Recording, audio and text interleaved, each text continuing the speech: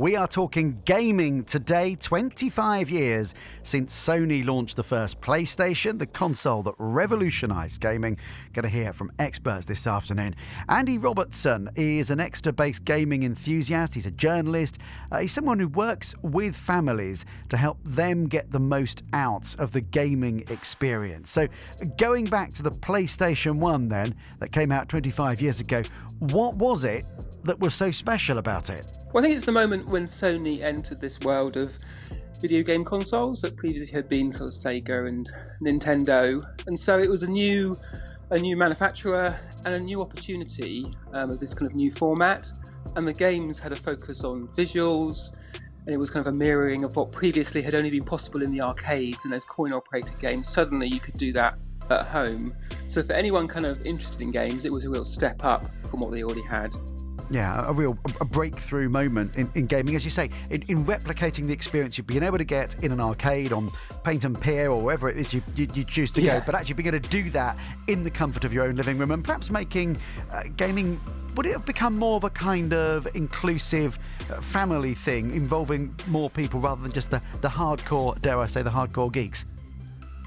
Well, I mean, actually, thinking about the pier on Paynton, when someone's playing a game, it's like a nice public space, and so actually that is quite a shared. I remember going there with my mum, and she would stand beside me and watch me play. But I think having it in the home means that a wider demographic of people could access it. Because if you were into games or had a child who was into games, you'd maybe go to that arcade to play. But with it in the home, different people played games, and I think led to what you see today, that actually kind of the average age of a video game player is in their 30s towards their 40s actually, and it's quite split evenly between male and female, and that's not quite how we see gamers. We imagine that they're still teenagers in their bedrooms, but we've kind of have moved on from that.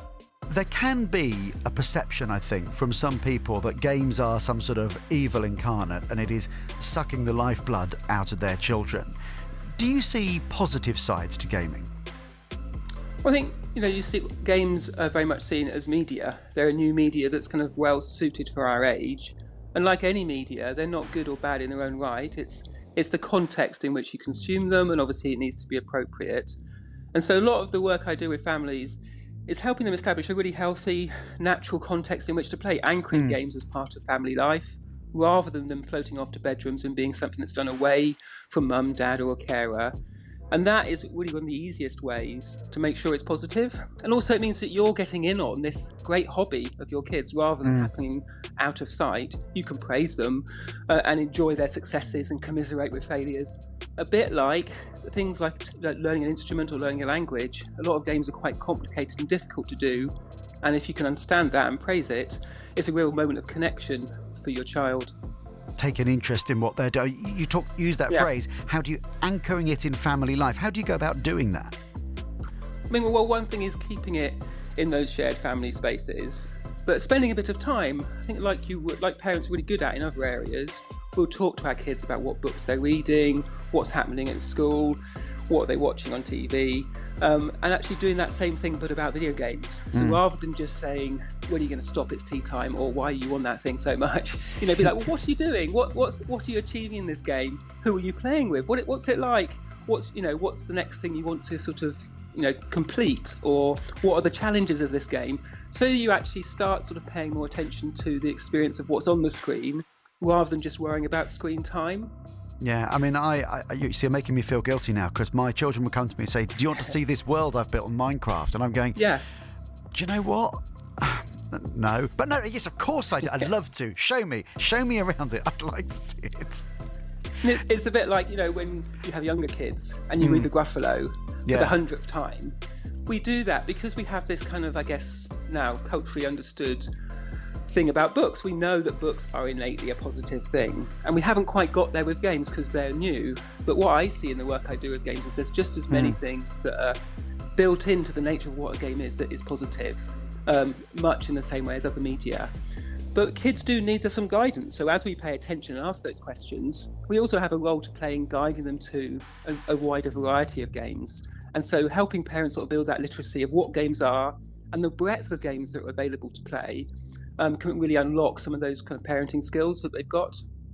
There's one other thing I must ask you about, and that is the phenomenon that's grown up. Now, I'm going to say in the last 5 years or so, you'll probably tell me it's been around longer than that.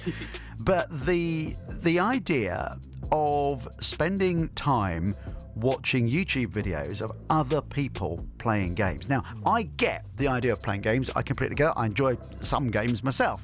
But my children, and again, this may be a child thing, it may be taken up by adults as well, you'll tell me, will spend hours watching the likes of Dan TDM, and if you don't know who Dan TDM is, ask your child or your grandchild, playing computer games. It's a bit weird. Explain. Sell it to me, Andy. Well, again, it seems weird because it's new, but, I grew up playing football in the playground, but as well as that, I watched a lot of football and had my favourite football stars, and when we played, it's like, oh, I'll be Kevin Keegan or Peter Shilton, and I'm showing my age. Peter Beardsley. But and it's similar to that. Like, there's this affiliation, not just with the game, but you're part of this community that plays the game, but also watches people play the game. And there's this kind of wider cohort. And there's some aspirational stuff there. Some of the players that kids will watch will be a bit older, and so it's kind of like watching an older sibling. But there's a lot of that kind of socialising, I think, that happens in those spaces. And you can, and unlike watching a Premiership footballer play, play on TV. These people watching the people play, there's a back and forth, and they'll talk to their community, and there'll be conversation, which is both lovely, but also, again, parents need to understand that it isn't just watching, that you, as you talk to your child about that, well, who are you communicating with? Is there a Discord channel? Some of these other chat things that they might then gravitate to after watching a particular video.